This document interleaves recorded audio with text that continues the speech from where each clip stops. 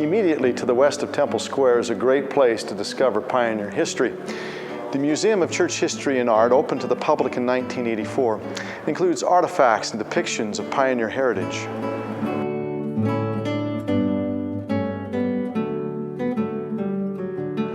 Shortly after arriving in the Salt Lake Valley, President Brigham Young encouraged the saints to bring all kinds of mathematical and philosophical instruments, together with rare specimens of natural curiosity and works of art, from which the rising generation could learn in a useful and attractive museum.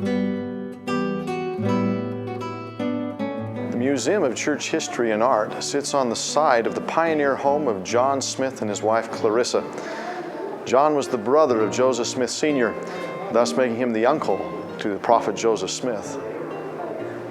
The cultural treasures found in the Museum of Church History and Art include a rare portrait of the prophet Joseph Smith, painted in gouache and ink by Sutcliffe Mosley before 1844. An original 1830 edition of the Book of Mormon that belonged to Martin Harris. The original press used to print the first edition of the Book of Mormon. The Grandin press is really almost a marvel in the production of the Book of Mormon. E.B. Grandin, who was a local Palmyra printer, purchased that press just months before Joseph Smith approached him and asked if he could print a nearly 500-page book.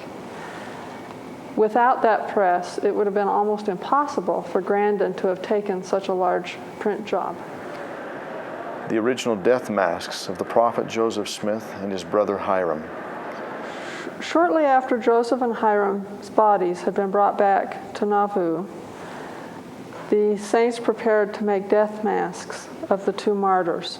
That was done by George Cannon, the father of George Q. Cannon, and he apparently had the knowledge how to do that. That is most likely because he was a furniture maker.